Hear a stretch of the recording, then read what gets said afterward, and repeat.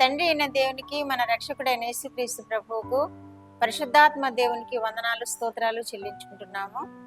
అనుదిన వాక్య ధ్యానంలో భాగంగా దేవుడు మనకి ఏదైనా అనుగ్రహించిన వాక్యము కీర్తనల గ్రంథము 50వ కీర్తన 23వ వచనం చదువుకుంటాం.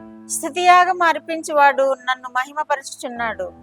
నేను వానికి దేవుని రక్షణ కనుపరిచినట్లు వాడు మార్గము సిద్ధపరచుకునేను. దేవుడి వాక్యం ద్వారా మనల్ని దీవించును గాక. స్తుతియాగం అర్పించువాడు దేవుని మహిమపరుచున్నాడు అంటున్నాడు దేవుడు.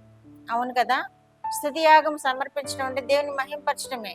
మన మందిరాల్లో చేరినప్పుడు, నియామక కూడికల్లో చేరినప్పుడు స్తుతియాగం సమర్పిస్తూ ఉంటాం, స్తుతిస్తూ ఉంటాము, ఘనముగా పాడుతాము, ఘనముగా ఆరాధిస్తూ ఉంటాము, ఘనముగా స్తుతి చెల్లిస్తాము, ఘనముగా పాడుతూ ఉంటాము. ఆ సన్నిధిలో చేరినప్పుడు మాత్రమే కాదు, దినమెల్లా మనము స్తుతియాగం సమర్పిస్తూ ఉండాలి. మనం ఏ పని చేస్తున్నా గానీ, మనం ప్రయాణం చేస్తున్నా గానీ, మన ఉద్యోగ బాధ్యతల్లో గానీ, మన ఏ పనిలోనైనా స్తుతియాగము దేవునికి సమర్పిస్తూ ఉండాలి. మనం ఏ పని చేసినా, మనం ఎక్కడికి నడిచి వెళ్తున్నా, ప్రయాణం చేస్తున్నా, కూర్చున్నా, నిల్చున్నా, మనం స్తుతియాగం చేస్తూ ఉండాలి. అది దేవునికి ఇష్టమైన ఆరాధన. స్తుతియాగం చేయవాడు దేవుడిని మహిమపరుచున్నాడు. నా రక్షణ అతనికి కనుపరిచినట్లు అతను మహిమపరుచున్నాడు. ఆయన రక్షణ కూడా మనకి ఇస్తాడు.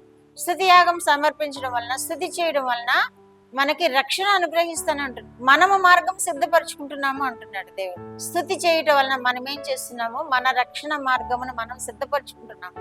మనల్ని రక్షణలో నడిపించడానికి ఈ స్తుతియాగం మనకి ఉపయోగపడుతుంది. దేవుని మహిమపరచడం వలన దేవుడు మహిమ పొందుతాడు, దేవుడు మనకి రక్షణ చూపిస్తాడు, దేవుడు మనల్ని ఆశీర్వదిస్తూ ఉంటాడు.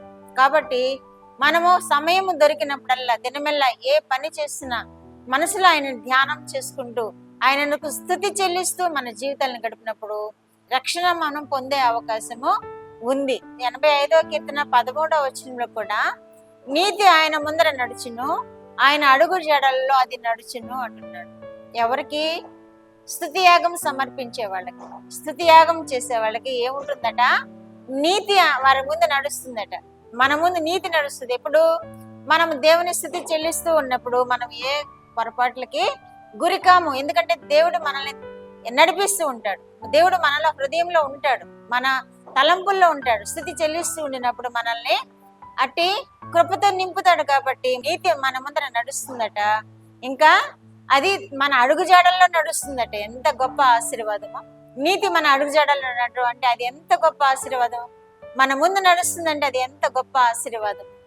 స్తుతియాగం సమర్పించినప్పుడు మనకి రక్షణ కలుగుతుంది, మనకి ముందు నీతి నడుస్తుంది, నీతి మన అడుగుజాడల్లో నడుస్తుంది. ఇంటి గొప్ప ఆశీర్వాదము వింటున్న బిడ్డలందరూ పొందుకుందరుగాక.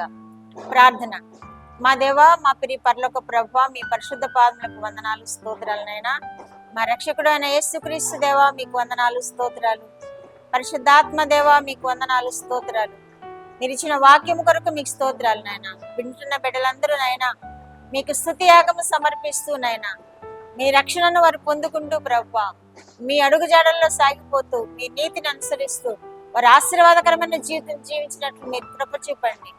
వారిని కాపాడండి, సంరక్షించండి, పోషించండి, ఆశీర్వదించండి. యేసుక్రీస్తు వారి పేరిట ఈ మనవులు మీ పాదములతో వేడుకుంటున్నాను పరమ తండ్రి. ఆమేన్.